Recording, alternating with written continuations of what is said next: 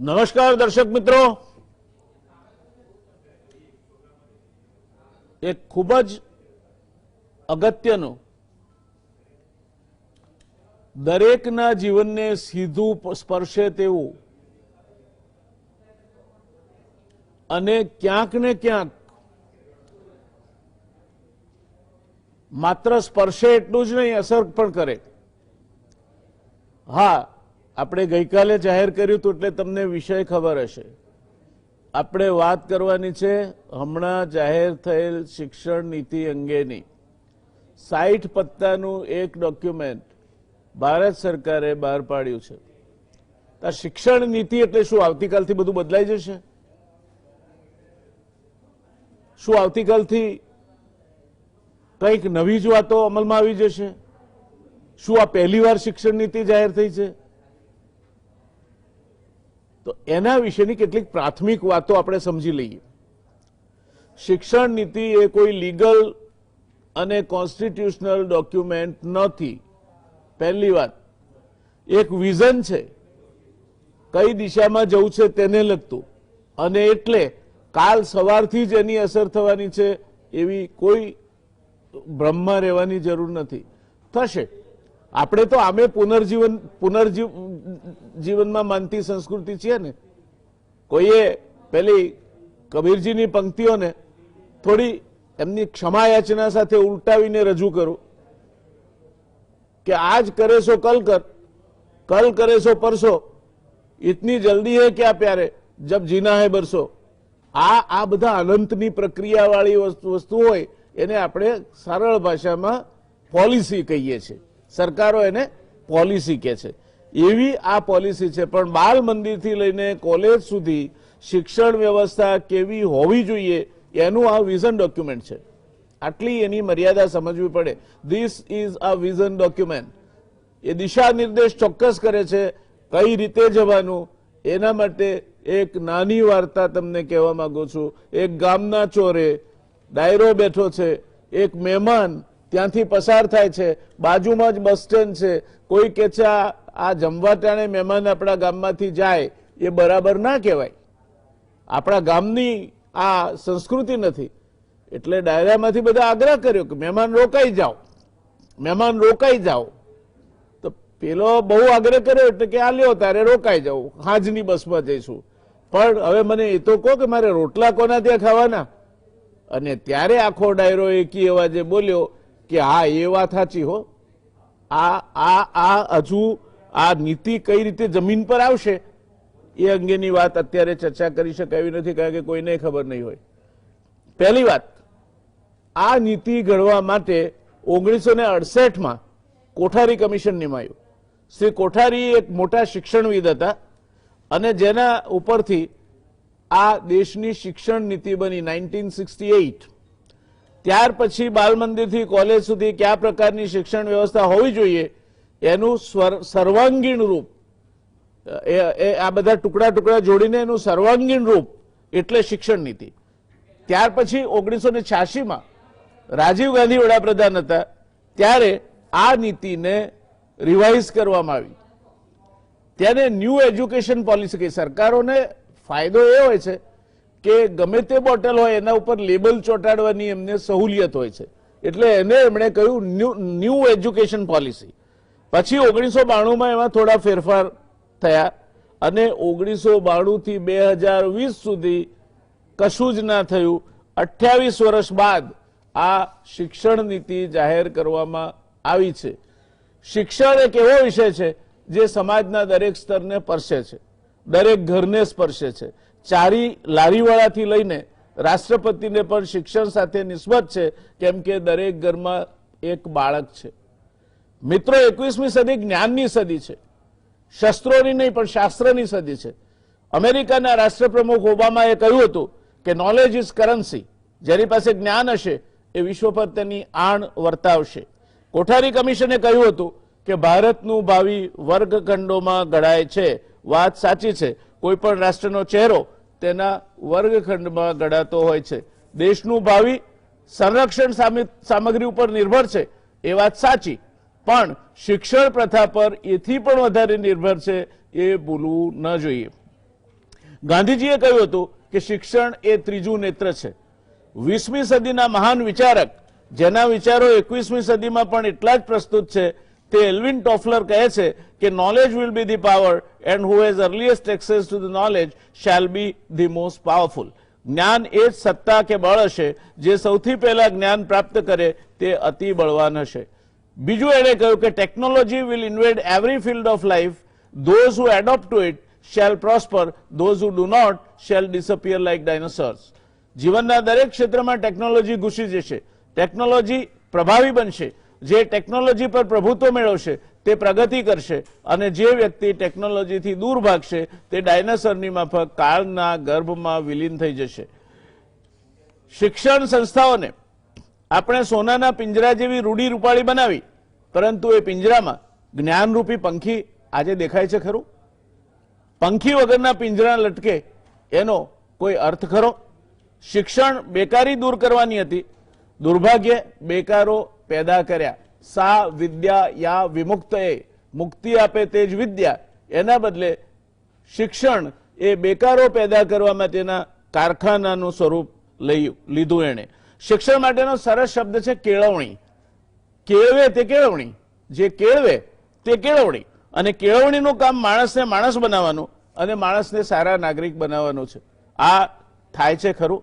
આઝાદીના આટલા વર્ષો પછી પણ આપણે એ નથી કરી શક્યા. સા વિદ્યા યા વિમુક્ત એવું રૂપાળું સૂત્ર તો આપણે આપ્યું, પણ વિદ્યા પોતે મુક્ત છે ખરી? શિક્ષણ એ પ્રયોગશાળા નથી.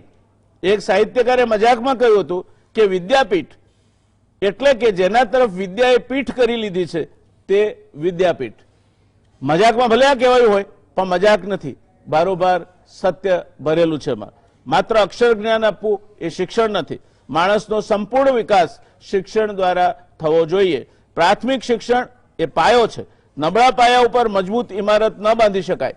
શાળાના વર્ગખંડોમાં હજુ આજે પણ એક ભીંત સૂત્ર લખેલું દેખાય છે, શાળા મારી તીર્થભૂમિ, જ્ઞાન ગંગા જ્યાં વહે. આપણું શિક્ષણ કમભાગ્યે સ્પર્ધા અને ઈર્ષ્યા શીખવે છે. શાળામાં જ્ઞાન ગંગા વહે છે એવું થાય છે ખરું? એ તીર્થભૂમિ અને ગંગાની પવિત્રતા આજે શાળામાં જોવા મળે છે ખરી? ઉચ્ચ શિક્ષણ ખરા અર્થમાં આપણને ઉચ્ચતા આપે તેવું હોવું જોઈએ. કેવળ ડિગ્રી અને ટકાથી જ જીવન બનતું નથી. શિક્ષકોની ભરતી પ્રક્રિયા પારદર્શક હોવી જોઈએ તેવું વારંવાર કહેવાયું છે, પણ એનો અમલ યોગ્ય રીતે થશે કે કેમ એ હંમેશા ચર્ચાનો અને શંકાનો વિષય રહ્યો છે. શું આજે શિક્ષકોની ભરતીની પ્રક્રિયા પારદર્શક નથી? એનો કદાચ આ નવી શિક્ષણ પોલિસી એકરાર કરે છે. આપણે ત્યાં જે ક્યાંય ન ચાલે તે શિક્ષણમાં ચાલે. શિક્ષક માટે શિક્ષણ પસંદગીનો વિષય હોવો જોઈએ, નહીં કે મજબૂરીનો વિષય. સરકારે સમજવું જોઈએ કે શિક્ષણ એ ઇતર પ્રવૃત્તિ નથી અને શિક્ષકોએ દરેક પરચુરણ કામ માટે હાજર માનવબળ નથી. શાળામાં ભણાવવા ઉપરાંત શિક્ષકોને બીજી સરકારી પ્રવૃત્તિમાં જોડવા ખૂબ જોખમ ભર્યા છે. આપણે આવું શા માટે કરીએ છીએ? વિદ્યાર્થી સંખ્યા અને એ પ્રમાણેના શિક્ષકોની સંખ્યા વચ્ચે મેળ પાડવાની મથામણ કરવામાં આવી છે. આપણે ત્યાં પશુઓને પાંજરામાં પૂરવામાં આવે એમ કેટલીક કોલેજોમાં એક જ વર્ગમાં વિદ્યાર્થીઓને પૂરી દેવામાં આવે છે. ક્યાંક ઉચ્ચ શિક્ષણના વર્ગમાં 100, 130, 150 સુધીની વિદ્યાર્થી સંખ્યા હવે જોવા મળે તો નવાઈ નથી રહી. શિક્ષક વિદ્યાર્થીની વ્યક્તિગત કાળજી જ ન લઈ શકે તેવી સ્થિતિ પ્રવર્તે છે. એને દૂર કરવાનો પ્રયત્ન કરવામાં આવશે તેવું આ શિક્ષણ નીતિ જણાવે છે ખરું? પણ એની કોઈ સમય મર્યાદા હશે? ભણવું એટલે કેવળ અક્ષર જ્ઞાન મેળવવું એટલો સીમિત અર્થ કરવા જેવો નથી. આ પરિપ્રેક્ષ્યમાં આપણે નવી શિક્ષણ નીતિ જે ગઈકાલે જાહેર થઈ છે તેના ઉપર ચર્ચાની શરૂઆત કરીએ છીએ. આપણી પાસે એક એવી વિદ્વાન પેનલ છે કે જે શિક્ષણ સાથે જોડાયેલી છે, શિક્ષણની આંટીઘૂંટીઓને સમજે છે અને પોતે સફળ શિક્ષકો પણ છે. પ્રોફેસર અનિલ ગુપ્તાની વાત કરીએ કે હેમંત કુમાર શાહની વાત કરીએ તો જાતે પણ એ એક પોતાના જ્ઞાન થકી જ્ઞાન દ્રષ્ટિ નિર્મલા એ તમને દ્રષ્ટિ આપી શકે એવા દ્રષ્ટિવંત શિક્ષકોના ઉદાહરણ છે. મનનભાઈ ચોકસી એ શૈક્ષણિક સંસ્થા ચલાવે છે જેનું બહાર નામ ખૂબ ઊંચું છે, શિક્ષણનું સ્તર પણ સારું છે. એટલે ડોક્ટર અનિલ ગુપ્તા આઈઆઈએમના અમદાવાદના અને આઈઆઈટી બોમ્બેના visiting faculty member, national innovation ફાઉન્ડેશનના સ્થાપક, મેનેજમેન્ટમાં પીએચડી, બાયોકેમિકલ જેનેટિક્સમાં એમએસસી. ખૂબ મોટું લિસ્ટ છે, પણ આ ડિગ્રીઓના લિસ્ટ કરતા ગુપ્તા સાહેબનું અનુભવનું લિસ્ટ અને એમની સિદ્ધિઓનું લિસ્ટ ઘણું મોટું છે.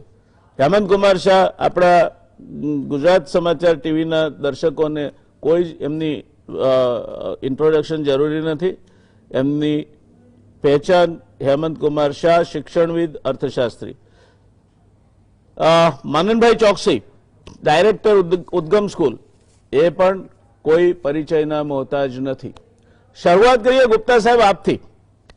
આ નવી શિક્ષણ નીતિ જાહેર થઈ, એ નવી શિક્ષણ નીતિના આપણે વિહંગાવલોકન કરવાનું હોય, અને આ ત્રણેયને હું આ જ પ્રશ્ન પૂછવાનો છું કે નવી શિક્ષણ નીતિનું વિહંગાવલોકન આપને કરવાનું કયું હોય તો આપ એના ગુણ અવગુણ, ખૂટતી કડીઓ કઈ રીતે જુઓ છો? આ વિષય પર 2 દિવસની ચર્ચા છે દર્શક મિત્રો, એટલે આ નિષ્ણાતોને આપણે 2 દિવસ માણવાના છે. આવતીકાલે બીજા નિષ્ણાતોની ટીમ હશે, પણ ચર્ચા આગળ ચાલવાની છે. તો ગુપ્તા સાહેબ, over to you. Thank you, धन्यवाद.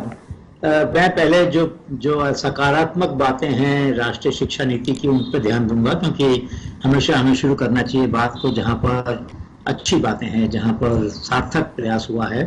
एक तो बहुत अच्छा प्रयास है, डॉक्टर दिनेश सिंह जब दिल्ली यूनिवर्सिटी के वाइस चांसलर थे तो उन्होंने एक प्रयोग किया था, उसकी बड़ी आलोचना हुई थी उस समय. आज उन सब लोगों ने इसको माना है, ये अच्छी बात है कि ग्रेजुएशन में आप किसी भी समय एंटर और एक्सिट हो सकते हैं हायर एजुकेशन में. यानी कि आपने क्रेडिट एक्यूमुलेट कर लिया, अपना क्रेडिट बैंक में डाल दिया, तो आप 3rd ईयर में भी आ सकते हैं. और अगर आपने फर्स्ट ईयर के बाद ड्रॉप करना चाहते हैं तो ड्रॉप कर सकते हैं, बाद में दोबारा ज्वाइन करना है तो दोबारा कर सकते हैं. ये जो फ्लेक्सिबिलिटी, ये जो लचीलापन दिया गया उच्च शिक्षा के अंदर, ये बहुत ही अच्छी बात है. मैं इसका स्वागत करता हूँ, क्योंकि बहुत सारा ड्रॉप आउट हो जाते हैं बच्चे, घर की मजबूरी की वजह से और दिक्कतों की वजह से नहीं पढ़ाई पूरी कर पाते, तो उनको कुछ भी नहीं मिलता था. अब तो 1 साल में सर्टिफिकेट मिलेगा, 2 साल में डिप्लोमा मिलेगा, 3 साल में डिग्री, और 4 साल का कोर्स है तो 4 साल के अंदर आपको पूरा अच्छे प्रतिष्ठा वाली डिग्री मिलेगी. तो ये एक अच्छी बात है. अब दूसरी बात जो अच्छी लगी मुझे वो ये भी थी कि भाई बच्चों के लिए भी बड़ी कोशिश की गई है कि बच्चों की पढ़ाई के अंदर बोझा कम किया जाए और उनको मौका मिले आगे बढ़ने का. ऑटोनॉमी की जो बात कही कॉलेजेस की, अच्छे बड़े कॉलेज हैं उनके लिए तो ठीक है, लेकिन बहुत सारे कॉलेज बहुत कमज़ोर हैं. उनको अगर ऑटोनॉमी दी गई और कैसी डिग्रियां वो देंगे, क्या उसका परिणाम होगा, ईश्वर ही जानता है. उसके बारे में मैं बहुत ज़्यादा आशावान नहीं हूँ. लेकिन ये बात सही है कि जहाँ तक प्रयास हो रहा है ऑटोनॉमी का कि ज़्यादातर इंस्टीट्यूशंस अपना स्वायत्तता के साथ काम करें, ये अच्छी बात है. ये सिद्धांत तौर पर अच्छी बात है, लेकिन उसके लिए क्षमता होनी चाहिए उतनी, और उस क्षमता का मूल्यांकन होना चाहिए समय समय पर, तो शायद हम उस स्वायत्तता की भावना को बढ़ा पाएंगे. अब एक अजीब सी बात लगती है कि जो नेशनल रिसर्च फाउंडेशन की बात की गई कि भाई इनोवेशन को और रिसर्च को प्रमोट करने के लिए पैसा तो दिया जाए, वो अच्छी बात है, लेकिन एक ही जगह से सारे संस्थाओं को पैसा मिलेगा, चाहे वो एग्रीकल्चर की रिसर्च हो, चाहे वो बायोलॉजी की रिसर्च हो, चाहे वो इंजीनियरिंग की रिसर्च हो, चाहे वो सोशोलॉजी की रिसर्च हो, इकोनॉमिक्स की रिसर्च हो. ये एक जटिल काम है, बहुत ज़्यादा सेंट्रलाइजेशन कर लिया गया. तो कहाँ तो हम कह रहे हैं कि हर कॉलेज को स्वायत्तता मिलनी चाहिए, लेकिन जब आएगी बात कि अनुसंधान को कैसे बढ़ाना है, नवसर्जन को कैसे बढ़ाना है, तो वो सारा केंद्रीकृत कर दिया गया. तो मुझे लगता है यहाँ पर थोड़े विचार की आवश्यकता है कि क्या हम नेटवर्क ऑफ इंस्टीट्यूशंस बनाएं जो इस काम को अच्छा करें, बजाय इसके कि एक ही इंस्टीट्यूशन में सारी सत्ता डाल दी जाए. मुश्किल लगता है ये काम हो पाना इतनी सरलता से, लेकिन फिर भी एक अच्छा प्रयास है. तो समय बताएगा कि ये प्रयास सार्थक हुआ कि नहीं हुआ. अब एक चीज़ ध्यान देने की बात है कि कहा गया है कि जो उच्च शिक्षा की संस्थाएं हैं उनमें मेरिट बेस्ड अपॉइंटमेंट होना चाहिए वाइस चांसलर का. लीडरशिप की बहुत बड़ी चर्चा की गई है नीति के अंदर. काफ़ी सारे पैराग्राफ हैं जिसके अंदर ये कहा गया है कि ऑटोनॉमी होनी चाहिए, अच्छे लोगों को ही सिर्फ उसका वाइस चांसलर या डायरेक्टर बनाना चाहिए. और सच्चाई क्या है वो हम सब जानते हैं. तो ऐसी स्थिति में इतना बड़ा विरोधाभास है, उसको कैसे रोकेंगे, किस तरीके से इसको हल कर पाएंगे, ये एक चुनौती होगी. और शायद समय बताएगा। उसमें यह भी कहा गया है कि करप्शन और राजनीतिक दखल, इन दोनों को बंद करना होगा। बड़ा स्पष्ट कहा है राष्ट्रीय शिक्षा नीति ने। मुझे खुशी है इस बात की, कम से कम भावना अच्छी है, ये बात तो कहनी पड़ेगी। एक ताजुब की बात मुझे लगी, और ताजुब की बात यह कि क्लास 2, क्लास 6 इनको हम ऑनलाइन कैसे पढ़ाएंगे, ओपन स्कूल से कैसे पढ़ाएंगे? इनको तो स्कूल में ही लाना चाहिए था, इनको हम स्कूल के बाहर कैसे पढ़ाएंगे?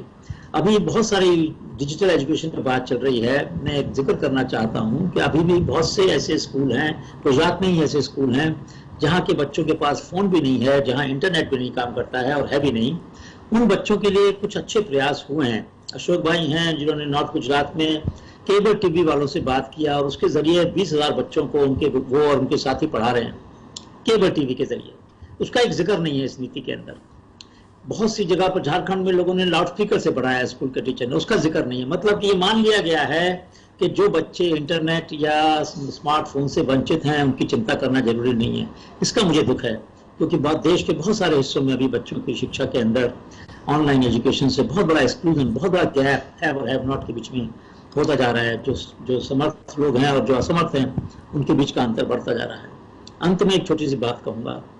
ताजुब हुआ मुझे इस बात पर कि 60 पेज की नीति में केवल एक बार पारंपरिक ज्ञान की बात हुई, वो भी कृषि की शिक्षा और अनुसंधान के बारे में।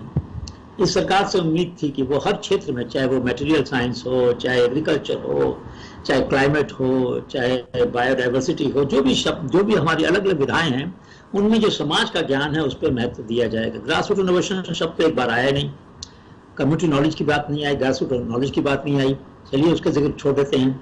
लेकिन कम से कम पारंपरिक ज्ञान, जो कि मुझे अपेक्षा थी इस सरकार की नीति से कि उसमें ज़्यादा ध्यान दिया जाएगा, उसका ध्यान नहीं दिया गया, जो मुझे दुख है। क्योंकि समाज में आधुनिक विज्ञान और पारंपरिक ज्ञान दोनों के बीच में सामंजस्य बना के चलना होता है। सदियों का ज्ञान, बुरखों का ज्ञान जो है, उसके अंदर कुछ ना कुछ तो ताकत होती, तभी उसने समाज को जिंदा रखा है इतना। उसका जो वैज्ञानिक आधार है उसी की मैं बात कर रहा हूँ, केवल अंधविश्वास की बात नहीं करता हूँ। तो जो वैज्ञानिक आधार है उसको आगे बढ़ाते, उसको हम बच्चों के जिज्ञासा से जोड़ते, तो एक अच्छा काम होता। सारी नीति के अंदर 24 बार इनोवेशन शब्द आया, लेकिन उसकी प्रक्रिया क्या होगी इनोवेशन को बढ़ाने की, सिवाय फंडिंग के, उसका जिक्र कम आया। किस तरीके से हम बच्चों के अंदर मौलिक सोच का विकास करेंगे? क्या हम सभी बच्चों के प्रोजेक्ट्स को ऑनलाइन डाल देंगे ताकि सारा समाज मूल्यांकन करे कि कौन से कॉलेज के बच्चों ने कौन सा अच्छा काम किया और किस कॉलेज के बच्चों ने अच्छा काम नहीं किया? आज सिवाय techpedia.in जो हमारा एक प्लेटफॉर्म जिसमें 2 लाख इंजीनियरिंग प्रोजेक्ट की जानकारी है, उसके अलावा और कोई है नहीं प्लेटफॉर्म ऐसा। तो मौलिकता कैसे बनेगी जब तक मुझे पता नहीं हो कि बाकी कॉलेज में बच्चों ने क्या काम किया?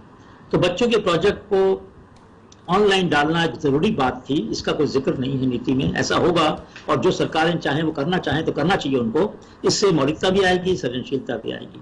तो ऐसे बहुत सारे डाउनलोड टू अपलोड रेशियो की मैंने पिछली बार बात की थी, मैं फिर कहूँगा, इसका कोई जिक्र नहीं है। हमारा देश विश्वगुरु बनना चाहता है, लेकिन सारी दुनिया के ज्ञान का हम पोषण करेंगे, उसका इस्तेमाल करेंगे, लेकिन हमारा ज्ञान नहीं दुनिया से बांटेंगे, उसमें हम बहुत पीछे रह जाएंगे। तो कैसे हम विश्वगुरु बनेंगे? तो इसलिए बहुत जरूरी था कि कुछ इंडिकेटर, कुछ सूचक, कुछ मानक तय ही होते, जिनसे हम समय समय पर मूल्यांकन करें कि हमारी जो सोच है, हमारी जो दिशा है, क्या वो दिशा हमारे वर्तमान जो नीति है उससे, जो आने वाली जो नीति है उससे आगे बढ़ पाएगी, मिल पाएगी? हमको नहीं मिल पाएगी तो क्या क्या हमको मिड कोर्स करेक्शन, अपनी दिशाओं को सही करना पड़ेगा। धन्यवाद। धन्यवाद गुप्ता साहेब। જ્યારે ભારત સાચા અર્થમાં વિશ્વગુરુ હતું ત્યારે પાયાનું સૂત્ર જેના ઉપરથી આખા આપણી વ્યવસ્થાઓ ચાલતી હતી એ સૂત્ર હતું આનો ભદ્રાક્રતવો યંતુ વિશ્વતઃ, મીનિંગ ધેરબાય કે દરેક દિશામાંથી મારા મનમાં સારા વિચારો આવો। જ્ઞાન એ કોઈ એક જગ્યાએ સંગ્રહાયેલું અથવા કોઈ એક જ જગ્યાએ પડેલી વાત ના હોઈ શકે। પારંપરિક જ્ઞાન જે આપણું છે એ પણ ખૂબ જ અગત્યનું છે। વર્ષોના અનુભવ પછી આપણા વડવાઓએ કહેવતો રચી છે અને એ એક કહેવતમાં આખી પીએચડીની થીસીસ લખાય એટલું વિઝડમ અથવા જ્ઞાન ભરેલું હોય છે। 9 બોલ્યામાં 9 ગુણ એ ક્યારેય ઉપયોગમાં લેવાય અને બોલે એના બોર વેચાય એ ક્યારેય ઉપયોગમાં લેવાય। આ પારંપરિક જ્ઞાન છે।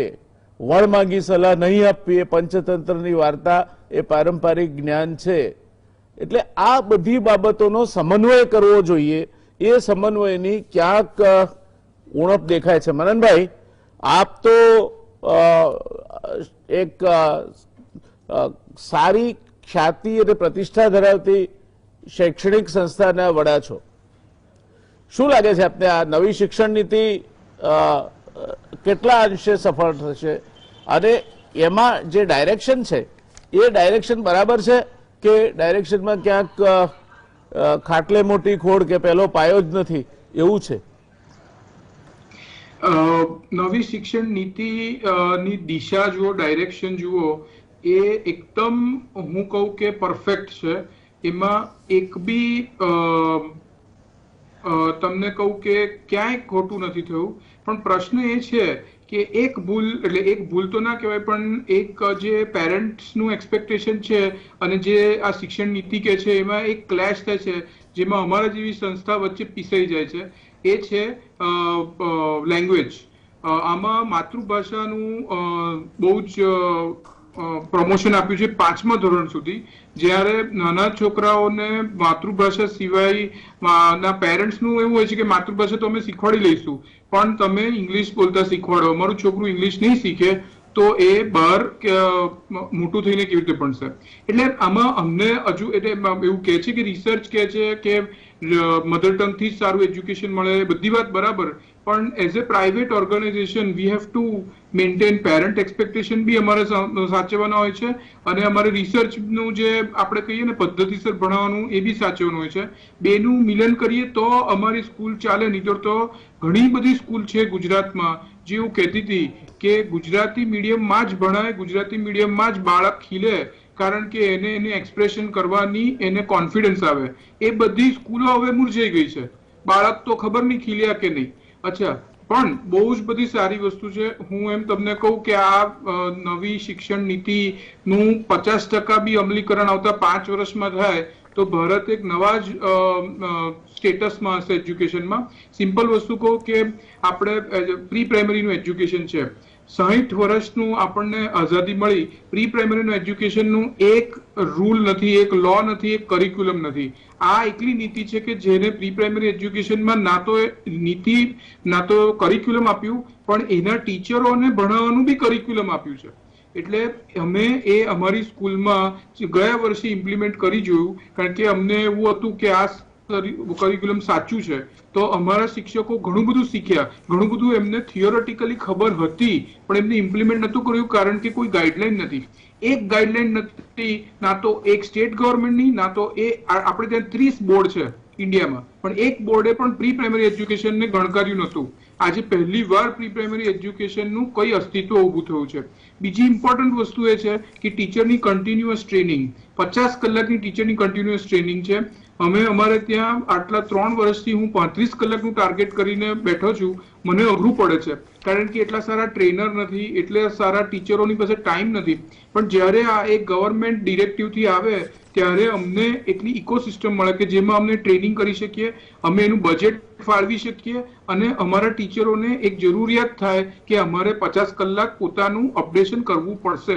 હું ચાર્ટર્ડ એકાઉન્ટન્ટ છું, અમારા ઇન્સ્ટિટ્યૂટમાં 100 અવર્સ છે. ડોક્ટરોને પણ હોય છે કન્ટિન્યુઅસ પ્રેક્ટિસ એજ્યુકેશન કહેવાય છે ચાર્ટર્ડ એકાઉન્ટન્ટમાં, અને હું ભણું છું અને એનાથી મને ખબર છે, નહીં તો હું આઉટડેટેડ થઈ જાઉં, મારી જે સ્કિલ્સ હોય તે છે નહીં, તેની કોઈ ડિમાન્ડ ના રહે. અનધર ઇમ્પોર્ટન્ટ થિંગ જે એક તમને કહું કે આખું શિક્ષણને મૂળથી હલાવી કાઢે એવો એક નાનો તો પેરેગ્રાફ છે જે કોઈએ નથી કર્યું, એના ઉપર વિશ્લેષણ કે એના ઉપર એને ઇમ્પોર્ટન્સ નથી આપ્યું. એ છે કે શિક્ષકોને પગાર અને પ્રમોશન એ મેરિટ ઉપર મળશે, નહીં કે તમે કેટલા વર્ષ કામ કર્યું એના ઉપર. આ બહુ જ મોટો ચેન્જ છે. જો આ ચેન્જ ઇમ્પ્લિમેન્ટ થાય, અને એમાં લખ્યું બી છે કે મેરિટ એક વસ્તુથી નહીં, બહુ બધી વસ્તુથી અનુમાન છે. પીયર રિવ્યુ કીધું છે, એમાં તમારે ટાઈમ પર તમે અટેન્ડન્સ તમે કેટલું આપો છો, ક્લાસ પર ટાઈમ પર જાઓ છો કે નહીં, આ બધું લખ્યું છે. એના પર જ તમારો પગાર વધારે ગણાશે. એ પ્રાઇવેટ શાળાઓ માટે બહુ જ સારી વસ્તુ છે કે અત્યારે સારા ટીચરો છે પણ એ યંગ છે એટલે એ લોકોને પગાર ઓછો મળે છે, અને ખરાબ શિક્ષકો છે જે સુધરવા માંગતા નથી, એ જૂના છે એટલે એમને પગાર વધારે મળે છે.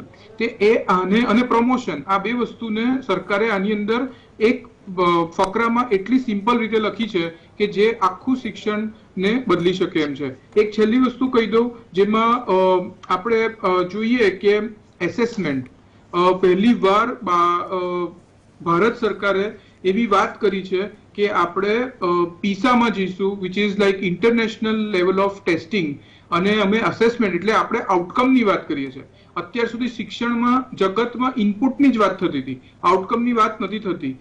આ નીતિએ પર ભાર મૂક્યો છે કે છોકરાને છેવટે આવડ્યું કેટલું. હા, તમે બહુ સારા શિક્ષક છો, હા તમે ભણાયું બરાબર ટાઈમ પર, પણ છેવટે છોકરાને આવડ્યું કેટલું એ આ નીતિમાં કે છે. એટલે મારા હિસાબે એક્સેપ્ટ માતૃભાષા આ શિક્ષણ નીતિમાં મને કોઈ જ ખોટી વાત નથી લાગતી, બહુ જ વેલકમ છે. અને હું તમને કહું 50% બીજું અમલીકરણ થશે તો ભારતનો નકશો બદલાઈ જશે as far as education is કન્સર્ન્ડ. ધન્યવાદ મનભાઈ. 1968 થી 2020 52 વર્ષમાં 4 શિક્ષણ નીતિ આવી, એમાં 92 ને હું શિક્ષણ નીતિ ગણતો નથી કારણ કે માઇનર મોડિફિકેશન આવ્યા. એટલે સરેરાશ 17 વર્ષનું આયુષ્ય શિક્ષણ નીતિનું હોય છે. હેમંતભાઈ, મારે આપને એ પ્રશ્ન કરવો છે કે લગભગ સરેરાશ 17 વર્ષના આયુષ્યવાળી શિક્ષણ નીતિના મહત્વના પ્રાપ્તિઓ અને મહત્વના એના વિરોધાભાસી પરિબળો આપ કઈ રીતે જુઓ છો? ને આપે મનનભાઈને સાંભળ્યા, આપે ગુપ્તા સાહેબને સાંભળ્યા, આપે શું કેવું છે? આપ પણ શિક્ષણવિદ છો. આપે જે શરૂઆત કરી હતી એમાં જે પહેલો મુદ્દો કયો હતો તે એ હતો કે આ એક નીતિ છે, આ કોઈ કાયદા નથી.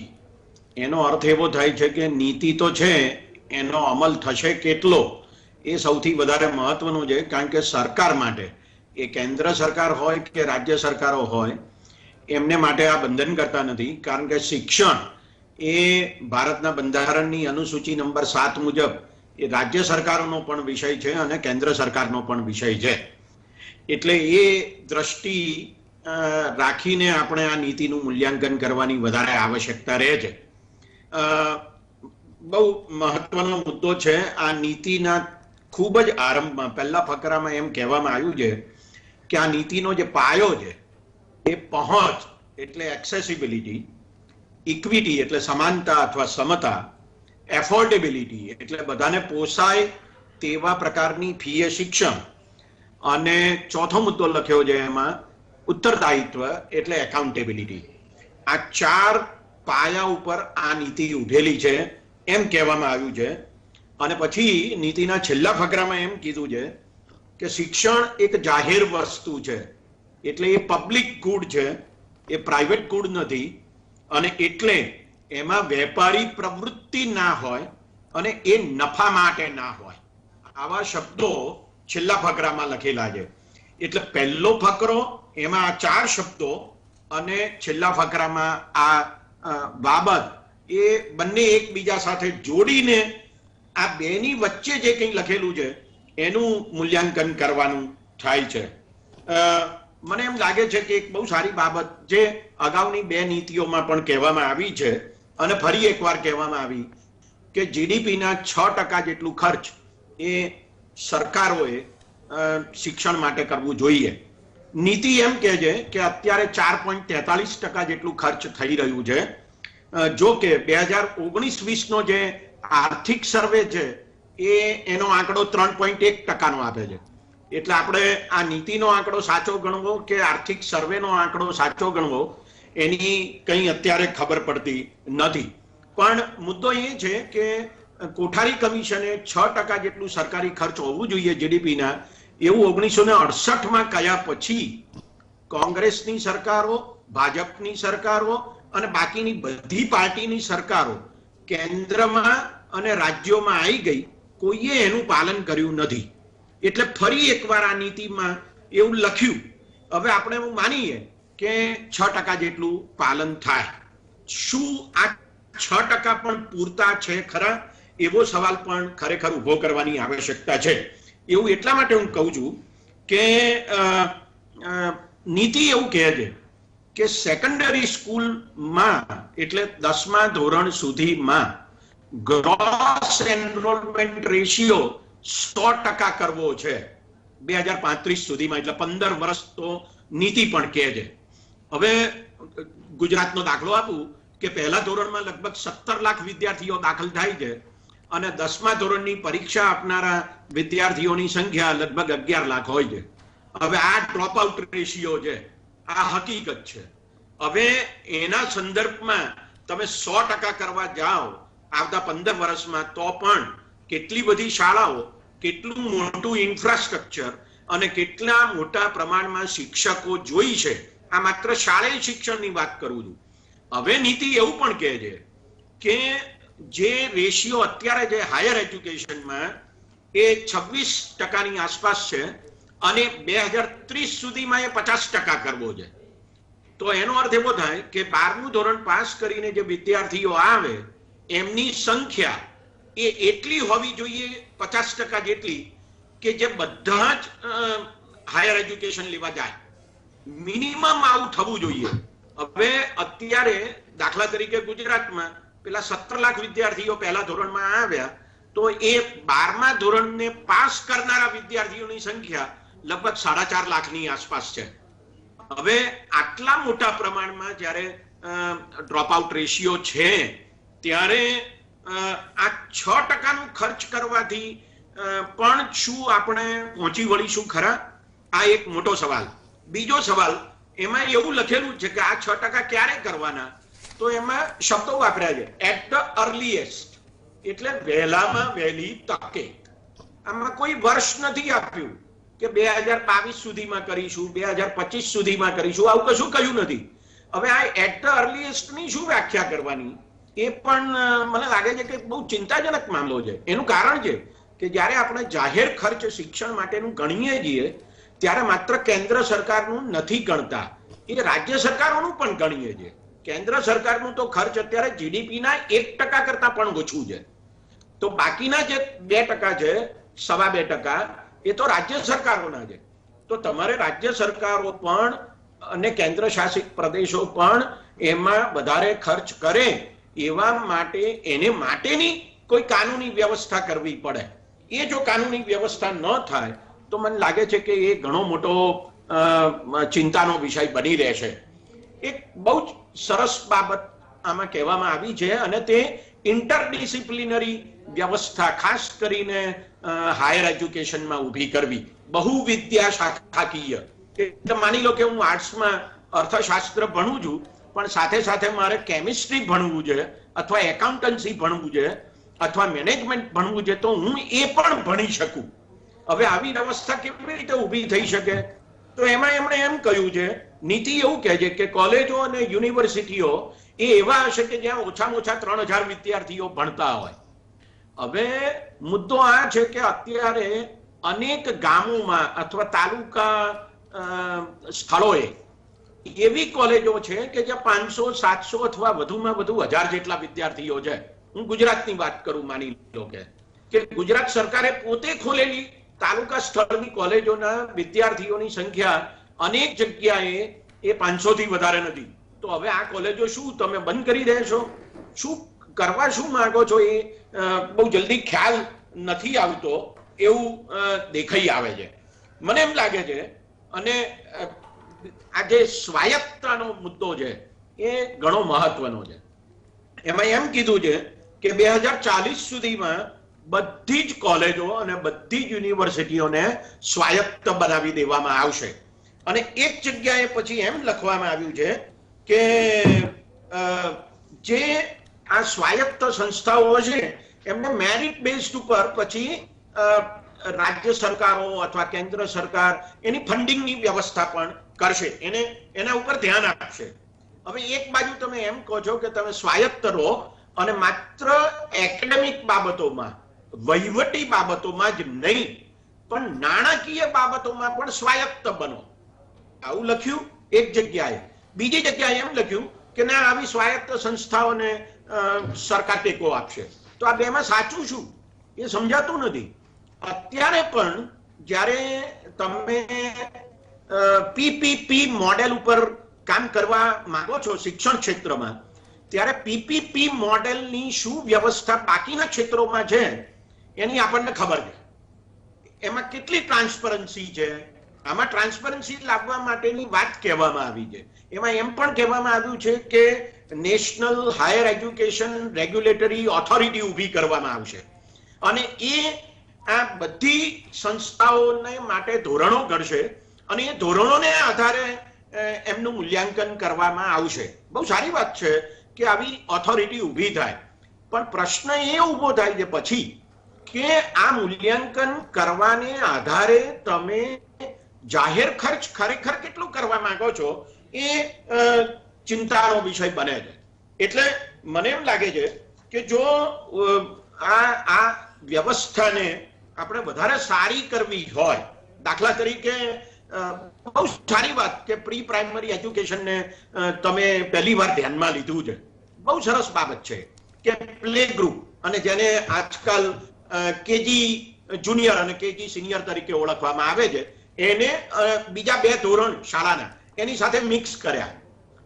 આંગણવાડીઓની શું હાલત છે અને સરકાર આઈસીડીએસ પ્રોગ્રામ જે 1976 માં શરૂ થયો એને માટે સરકાર ખરેખર કેટલી ગંભીર છે.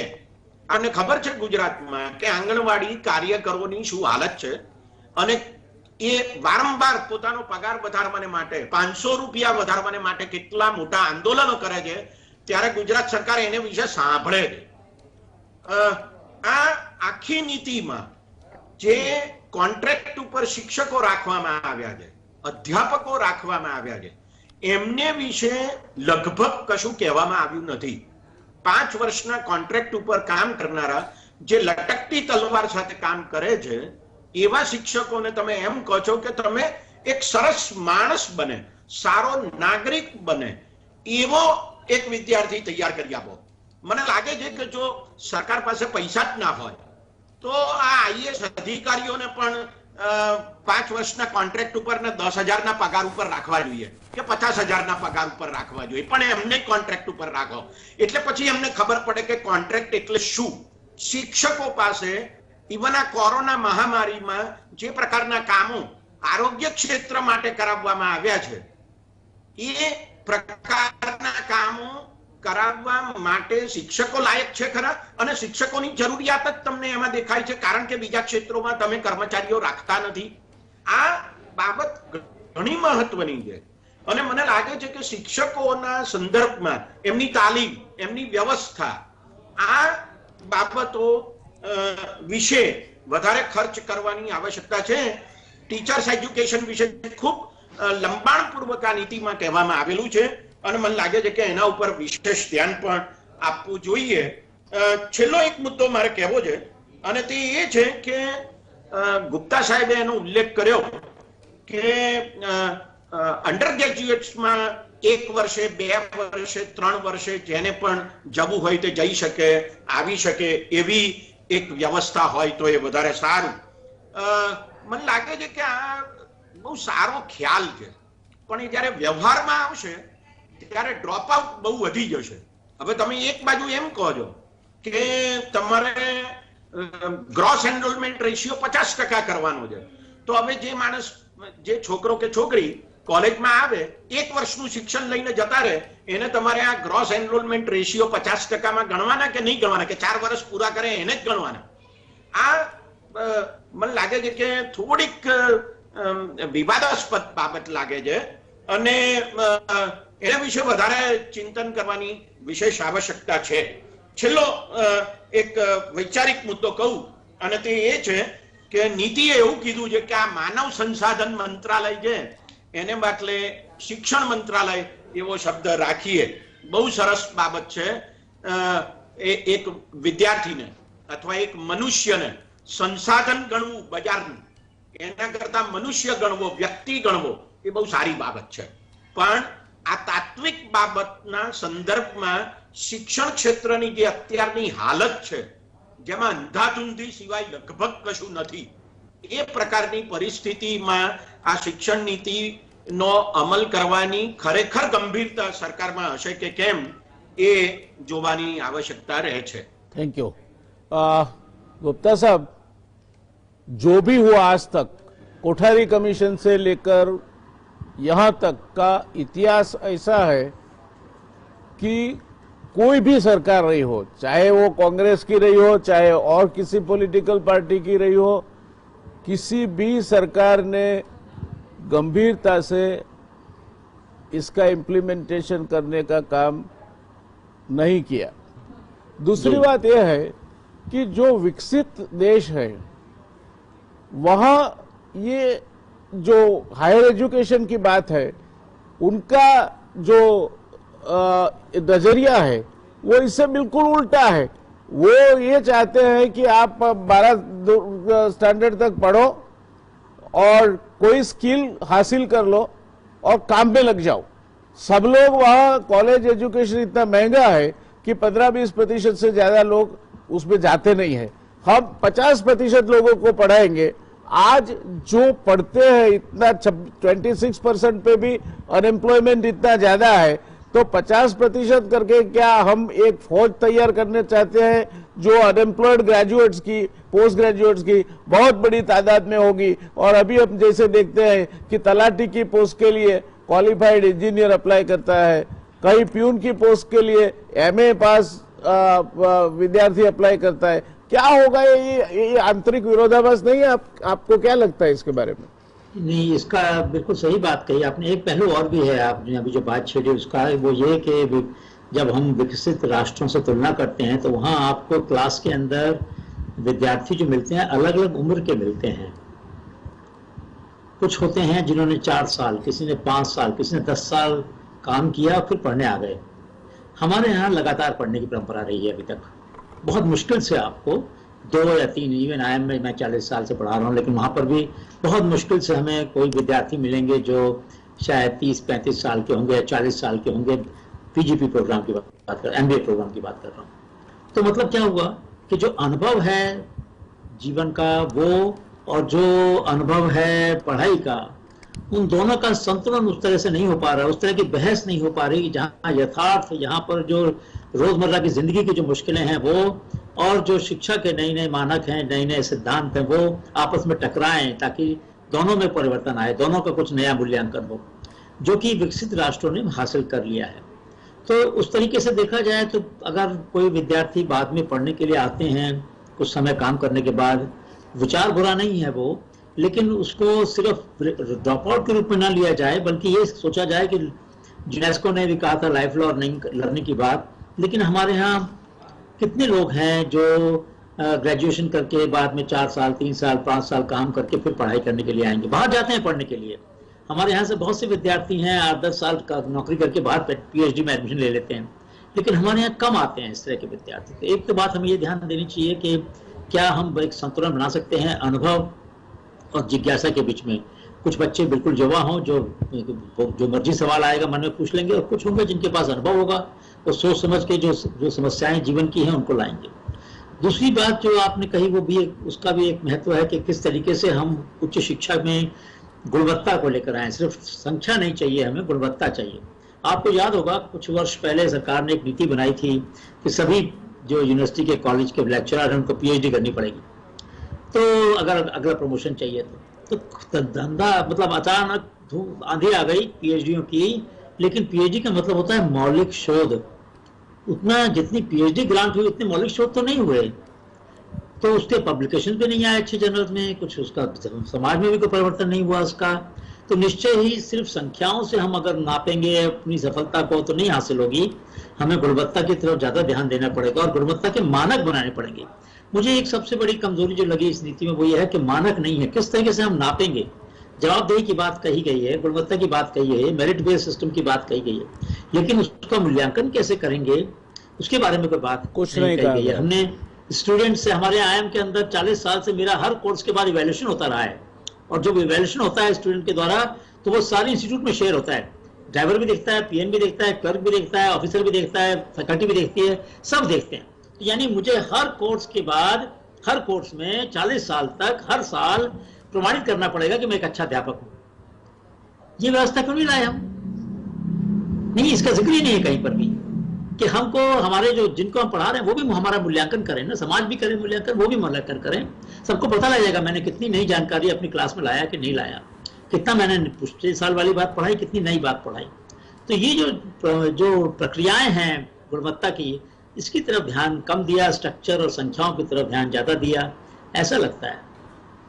बिल्कुल मैं आपसे सहमत हूँ गुप्ता साहब। ये आजकल की जो नीतियां है वो संख्या के ऊपर ध्यान देती है, और वो संख्या का बाद में क्या होगा उसका कोई इन पे आज भी एम्प्लॉयबिलिटी नहीं है। आज भी इंजीनियरिंग इंस्टीट्यूट कॉलेज से आने वाले करीब 30% लड़के ही ऐसे हैं हु आर रेडीली एम्प्लॉयबल, 70% लड़के रेडीली एम्प्लॉयबल नहीं है। ये बात करीब करीब और भी फैकल्टीज के लिए सही है। मैं पूर्णतया सहमत हूं आपके साथ।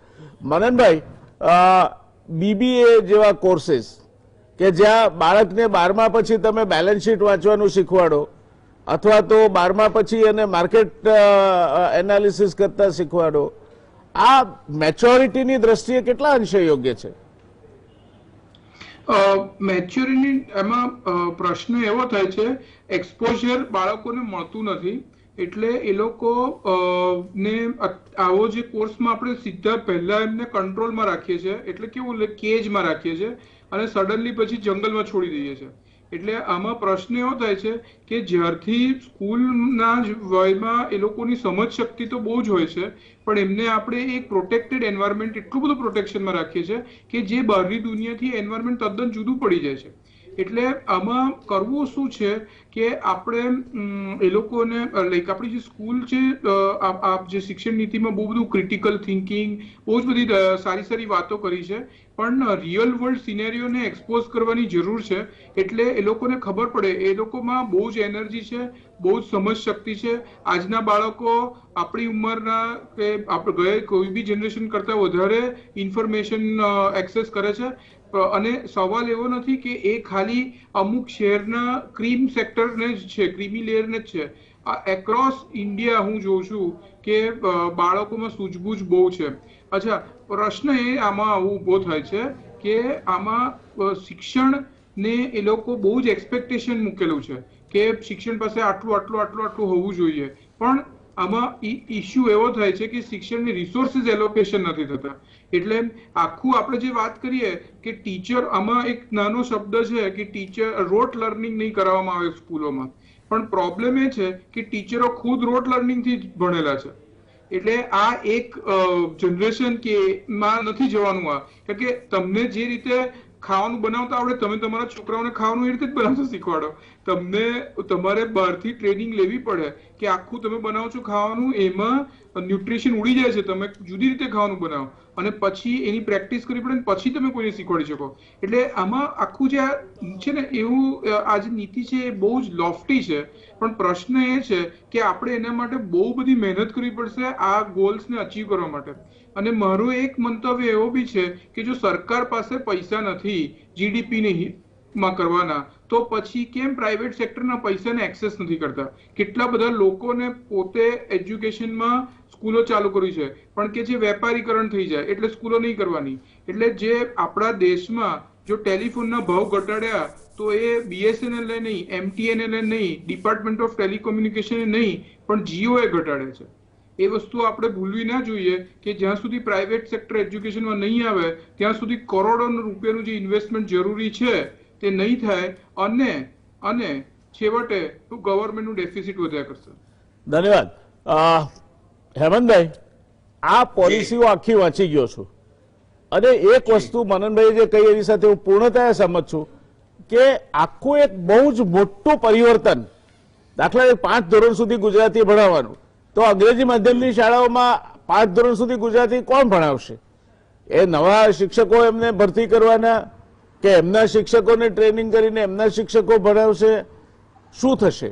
એ જ રીતે દરેક તબક્કે જે વાત કરી છે એમાં તમારે રીઓરિએન્ટેશન અને ટ્રેનિંગ એ બહુ જ અગત્યનું પાસું છે, અને એ પાસું જો ન જાળવવામાં આવે તો આ પદ્ધતિ અથવા તો આમાં જે વર્ણન કરવામાં આવ્યું છે એ રાંધવા જાય કંસાર અને થઈ જાય થૂલી, એ પ્રકારની પરિસ્થિતિનું નિર્માણ થાય. એટલે પરિણામે બાળક એ જ એક એક્સપેરિમેન્ટ જેને કહેવાય, આ બધા પ્રયોગોનું સાધન વિદ્યાર્થી બને. શું કેવું છે આપને? આપણે જે ગુજરાતી કહેવત વાપરી એ બિલકુલ યોગ્ય છે કે કરવા જાય કંસાર અને થઈ જાય થૂલી. આ નીતિમાં પોતાનામાં જ ઘણા બધા વિરોધાભાસો દેખાય છે. મેં એ સંદર્ભમાં અગાઉ થોડીક વાત કરી છે. પ્રશ્ન પછી એ ઊભો થાય છે કે તમે શિક્ષકોને, અધ્યાપકોને કેટલું મહત્વ આપો છો અને શિક્ષણ માટે કેટલું ખર્ચ કરવા તૈયાર છો, અને એમને કેટલા પ્રમાણમાં તમે સ્વાયત્તતા આપો છો, સ્વતંત્રતા આપો છો. અત્યારે બહુ ખરાબ પરિસ્થિતિ છે, એમાં કોઈ શંકાને સ્થાન નથી. કોલેજમાં એક અધ્યાપક તરીકે છેલ્લા 22 વર્ષથી કામ કરું છું. વચ્ચે થોડોક સમય આચાર્ય તરીકે કોલેજમાં કામ કર્યું. એનાથી ખબર પડે છે આપણને કે અત્યારે કોલેજોના શિક્ષકો, અધ્યાપકો એ ખરેખર કેટલી સ્વતંત્રતા ભોગવે છે પોતાના વિચારો વ્યક્ત કરવાના, લખવાના સંદર્ભમાં, બોલવાના સંદર્ભમાં. અને તમે એમ કહો છો કે તમારે ક્રિટિકલ થિંકિંગ કરવાનું છે કે જે વિદ્યાર્થીઓને શીખવવાનું છે. હવે અધ્યાપકોનું જ ક્રિટિકલ થિંકિંગ બંધ થઈ જાય ને એવી નીતિઓ અપનાવવામાં આવી છે. તો આ મને લાગે છે કે વધારે મહત્વનો મુદ્દો છે. અને બહુ સારી બાબત છે કે ઇન્ડિયન એજ્યુકેશન સર્વિસ ઊભી થાય, જેમ IAS કે IFS કે IRS છે એમ. સારી વાત છે, મંજૂર. પણ એ બ્યુરોક્રેસી એ આની ઉપર હાવી થઈ જવાની. તમે એ શું કરશે એનું જે વર્ણન લખેલું છે આ નીતિમાં, એનો અર્થ તો એવો થાય છે કે આ બધું એ જ કરશે હવે જો IAS આવશે તો આ બાબત વધારે મહત્વની છે. મને તો એવું લાગે છે કે સરકારનું કામ છે ને શિક્ષણ માટે પૈસા આપીને છૂટી જવાનું છે. એ નિષ્ણાતોને સંભાળવા દો. હવે અહીંયા રાષ્ટ્રીય શિક્ષા આયોગ એની સ્થાપના કરવાની, એના અધ્યક્ષ હશે શિક્ષણ પ્રધાન. રાજ્યોમાં પણ રાજ્ય શિક્ષા આયોગની રચના થશે. હેમંતભાઈ, એમાં પણ આપણે મને લાગે છે કે આટલે જ રોકવો પડશે, કારણ કે સમયની ઘંટડી વાગી ગઈ છે. એટલે એમાં ખાસા વધારે પ્રમાણમાં સરકારનો અવાજ રહે કે શિક્ષણ શાસ્ત્રીઓ અને નિષ્ણાતોનો અવાજ રહે, એ વધારે મહત્વનું છે. અત્યાર સુધી આપણા ત્યાં સરકાર સર્વવ્યાપી રહી છે, જન્મ કે સાથ ભી, જન્મ કે બાદ ભી, એટલે અને છેલ્લે મૃત્યુ કે બાદ ભી. એટલે સરકાર એ કરશે. દર્શક મિત્રો, ખૂબ રસપ્રદ ચર્ચા થઈ. આ ચર્ચા આવતીકાલે આપણે આગળ વધારવાના છીએ. મને એક નાની વાત યાદ આવે છે. એક જગ્યાએ એક જે વરરાજા હતા, જાન લઈને ગયા. હવે એને એક આંખે થોડી તકલીફ હતી, શહેરો નાખી દીધેલો, એટલે પરણી તો ગયા, હસ્તમેળાપ થઈ ગયો, ફેરા ફરાઈ ગયા. એટલે વરપક્ષની જાનડીઓ ખુશ થઈ ગઈ કે વાહ, હમારા બાબુ જંગ જીત્યા. સામે કન્યા પક્ષની જાનડીઓએ ગીત ઉપાડ્યું કે જીત્યા જીત્યા બાપે કા કપાળ, બીબી ચલે તબ દેખ્યો. બીબી લંગડી હતી. હવે આ પરિસ્થિતિમાં આપણે રસ્તો કાઢવાનો છે, અને સરકાર એ એવી કાર છે કે એ હવે ઓટોમેટિક થવાની છે, એટલે કોઈને ચલાવાય નહીં દે. એટલે આ પરિસ્થિતિમાં આનું કેટલું અમલીકરણ થશે એના ઉપર આખી આ નીતિની સફળતાનો આધાર છે. છેલ્લા 66 થી માંડીને અત્યાર સુધીનો ઇતિહાસ કહે છે કે આ જાહેરાતો મહદ અંશે કાગળ પર રહે છે. આપણે આશા રાખીએ કે આ વખતે એવું નહીં થાય, એનો અમલવારી પણ થશે. ભલે 50% તો 50%, ગુપ્તા સાહેબે કહ્યું, હેમંતભાઈએ કહ્યું, પણ કંઈક થશે. અને આ દેશનું શિક્ષણ એની ગુણવત્તાનું ઉર્ધ્વીકરણ થશે, એ આશા સાથે આપણે આજની ચર્ચાને અહીંયા રોકીએ છીએ. આ પૂર્ણ વિરામ નથી, અલ્પ વિરામ છે. કાલે ફરી પાછા એક નિષ્ણાતોની ટીમ સાથે આ ચર્ચા આગળ વધારીશું. ત્યાં સુધી શુભરાત્રી, શબ્બા ખેર, ટેક કેર, આવજો.